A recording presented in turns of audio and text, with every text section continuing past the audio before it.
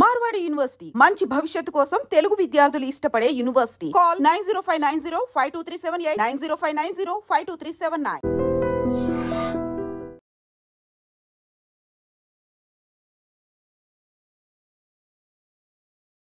శ్రీకాకుళం జిల్లా సింగుపురం హైవేపై ఘోరమైన రోడ్డు ప్రమాదం జరిగింది. ఈ ప్రమాదంలో ఒకరు అక్కడికక్కడే మృతి చెందగా 8 మంది తీవ్రంగా గాయపడ్డారు.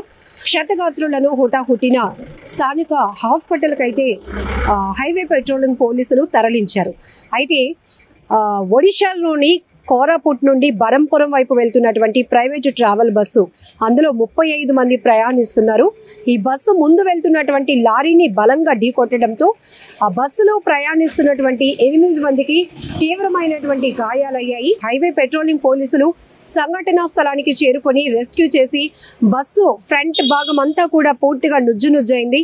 అలానే ముందు వెళ్తున్న లారీని ఏదైతే బస్సు ఢీకొట్టిందో లారీ కూడా పూర్తిగా ధ్వంసమైనటువంటి పరిస్థితి. అయితే ఈ బస్సులో ఇరుక్కున్నటువంటి తీవ్రంగా గాయపడిన క్షతగాత్రులను రెస్క్యూ చేసి తరలిస్తున్న టైంలో వెనుక నుంచి, అంటే హైవేపై ప్రమాదం జరిగింది కాబట్టి అటుగా వెళ్తున్నటువంటి గ్రానైట్ తరలిస్తున్న లారీ సడన్ గా బ్రేక్ వేసింది. ఎందుకంటే అక్కడ రెస్క్యూ జరుగుతుంది, ఏదో రోడ్డు ప్రమాదం జరిగిందని. ఈ గ్రానైట్ తో వెళ్తున్న లారీ ఏదైతే ఉందో లారీ డ్రైవర్ సడన్ బ్రేక్ వేయటంతో ఆ లారీపై ఉన్నటువంటి గ్రానైట్ పెద్ద పెద్ద గ్రానైట్ రాళ్ళు వచ్చి అదే లారీ పైన డ్రైవర్ క్యాబిన్ పైన పడటంతో పూర్తిగా నుజ్జునుజ్జైంది. అందులో ఆ డ్రైవర్ అయితే అక్కడికక్కడే ప్రాణాలు విడిచాడు. దాంతోపాటు బస్సులో ప్రయాణిస్తున్న ముందు బస్సు ప్రమాదం జరిగింది కాబట్టి అందులో 8 మంది కూడా తీవ్రంగా గాయపడ్డారు. ఈ ఘటన ఎంత దురదృష్టకరం అంటే, ఏదైతే ఈ ముందు వెళ్తున్నటువంటి లారీని బస్సు ఢీకొన్న ఘటనలో మాత్రం మృతులు ఎవరు లేకపోవడం చాలా గొప్ప విషయం. ఎందుకంటే దేవుడి దయ వల్ల అది పెద్ద యాక్సిడెంట్ అయినప్పటికీ కూడా ఎవరు ప్రాణాలు పోగొట్టుకోలేదు. కానీ ఆ ప్రమాదాన్ని చూసి సడన్ బ్రేక్ వేసినటువంటి లారీ మాత్రం గ్రానైట్తో వెళ్తోంది.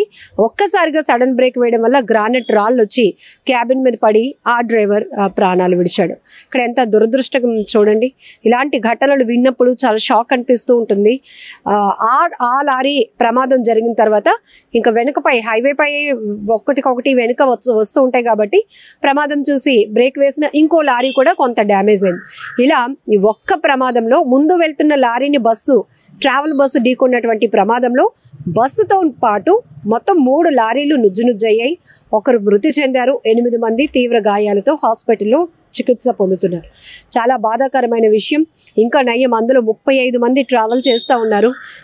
ప్రైవేట్ బస్సులు కొంత స్పీడ్ కంట్రోల్ అనేది తగ్గించుకోవాల్సిన అవసరం ఉంది. హైవే పైన చాలా స్పీడ్గా వెళ్తూ ఉంటాయి. ఒకవేళ ముందు కానీ పక్క కానీ వెనకాతలు వచ్చేవాళ్ళు సడన్గా ఎలాంటి సిచ్యువేషన్లో ప్రమాదాలు జరుగుతాయో కూడా ఊహించలేం. ఇలా సడన్ బ్రేక్ వేసి కూడా ఒక వ్యక్తి ప్రాణాలు కోల్పోయాడంటే ఎంత బాధాకరమైన విషయం కూడా మనం అర్థం చేసుకోవచ్చు.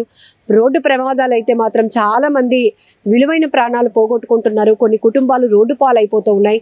ఎందుకంటే అప్పటి వరకు కొన్ని గంటల్లో, నిమిషాల్లో, క్షణాల్లో ఇంటికి వెళ్ళిపోవాల్సిన వాళ్ళు కూడా రోడ్డు పైనే ప్రమాదానికి గురై ప్రాణాలు కోల్పోతున్నటువంటి పరిస్థితులు మనం చూస్తూ ఉన్నాం. ఈ మధ్య కాలంలో ఎక్కువగా రోడ్ యాక్సిడెంట్స్ అనేవి జరగటం, అందులో ప్రాణాలు పోగొట్టుకుంటూ ఉండటం, కొన్ని సెల్ఫ్ యాక్సిడెంట్స్ జరుగుతున్నాయి. కొన్ని అయితే ఒక వాహనంకు మరొక వాహనం ఢీకొట్టడం, ఓవర్టేక్ చేసే టైంలో కావచ్చు, ఓవర్ స్పీడ్తో వెళ్తూ కంట్రోల్ తప్పి వాహనాలు అదుపు తప్పి బోల్తా పడుతూ ఉంటూ ప్రమాదాలు జరిగి ప్రాణాలు పోగొట్టుకుంటున్నారు. ఏదేమైనా చాలా బాధాకరమైన విషయం. మరి లారీ డ్రైవర్ చాలా దురదృష్టవంతుడు. ఎందుకంటే ఆయన వాహనాన్ని ఆయన కానీ ఎవరిని ఢీకొనలేదు. కానీ ఒక ప్రమాదాన్ని చూసి ఆయన అక్కడ రెస్క్యూ జరుగుతోంది కదా పాపం అని సడన్ బ్రేక్ వేసేటప్పటికి ఆ గ్రానైట్తో వెళ్తున్నటువంటి ఆ లారీ నుంచి కాస్త గ్రానైట్ రాళ్ళు పడి క్యాబిన్ అంతా మొత్తం పూర్తిగా ధ్వంసమైంది. మీరు విజువల్స్లో చూస్తున్నారు. పూర్తిగా అంత పెద్ద పెద్ద, అంటే చాలా హెవీ వెయిట్ ఉంటాయి కాబట్టి ఆ గ్రానైట్ రాళ్ళు ముందున క్యాబిన్ పైన పడటంతో ఆయన అక్కడికక్కడే ప్రాణాలు కోల్పోయారు. ఏదేమైనా ఈ బస్సు లారీని ఢీకొన్నటువంటి ప్రమాదంలో క్షతగాత్రులైన వారు త్వరగా కోలుకోవాలని మనమందరం కూడా భగవంతుని ప్రార్థిద్దాం.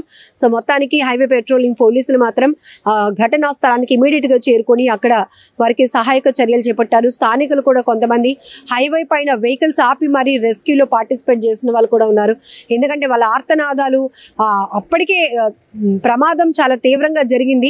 ఎందుకంటే చాలా బలంగా ముందు వెళ్తున్న లారీని ట్రావెల్ బస్ ఢీకొనటం వల్ల మొత్తం బస్సు ఫ్రంట్ ఎలివేషన్ మీరు చూస్తున్నారు విజువల్స్ లో ఎంతలా డ్యామేజ్ అయిందో. ఇంకా మనుషులు ఎవరికి ప్రాణాపాయం లేకుండా గాయాలతో బయటపడడం అనేది మాత్రం థ్యాంక్ గాడ్ అనేది చెప్పాలి. ఏదేమైనా ఇలాంటి ఘటనలు చాలా బాధాకరం. రోడ్డు ప్రమాదాలు జరుగుతూ ఉన్నాయి. రోడ్డు ప్రమాదాలపై ఎప్పటికప్పుడు పోలీసులు అప్రమత్తం చేస్తూనే ఉన్నారు. స్టీరింగ్ మీ కంట్రోల్లో ఉందని మీరు అనుకుంటారు, కానీ మీరు ఓవర్ స్పీడ్ గా వెళ్తే ఎప్పుడు నుంచి ఎలాంటి ప్రమాదం జరుగుతుందో తెలీదు. మీ పైన డిపెండ్ అయిన ట్రావెలర్స్ వాళ్ళ పరిస్థితి ఏంటి అనేది కూడా ఇక్కడ మనం చూడొచ్చు. అతి వేగం ఎంత అనర్థాలకు తావిస్తోంది. అతి వేగం వల్ల ఎంతో మంది ప్రాణాలు పోతున్నాయి. కుటుంబాలు కన్నీరు మున్నీరుగా విలిపిస్తున్నటువంటి పరిస్థితులు. కొంతమంది అయితే శరీర భాగాలు పూర్తిగా పోగొట్టుకొని అదొక నరకం అనుభవిస్తున్నారు. ప్రమాదంలో ఇలాంటి చాలా చాలా ఇన్సిడెంట్లు మనం చూస్తున్నాం. కాబట్టి కొంత ట్రాఫిక్ రూల్స్ ని మనం పాటించి అతి వేగాన్ని తగ్గించుకొని సేఫ్ జర్నీయే మోటోగా ముందుకు వెళ్తే బాగుంటుంది అనేది కూడా ఉంది పరిస్థితి. నిజంగా ప్రస్తుతం ఉన్నటువంటి సమాజం దేనికి ప్రయారిటీ ఇస్తుంది? ఆర్థిక సంబంధాల చుట్టూ మాత్రమే తిరుగుతుంది. మళ్ళీ ఎన్నికలంగానే చాలా విరక్తి కలుగుతాం. మంచి అనిపిస్తుంది కదా, లేడీస్ కూడా ఛాలెంజింగ్ జాబ్స్ చేసినప్పుడు చాలా బాగుంటది. ట్రాఫిక్ అసిస్టెంట్స్ గా నియమించిన ట్రాన్స్జెండర్స్ అందరితో సాల్యూట్ చేయించుకుంటున్నారు. ఫుడ్ డెలివరీ ఇవ్వటానికి వెళ్ళినటువంటి డెలివరీ బాయ్ అనిల్ పై కళ్ళ ముందు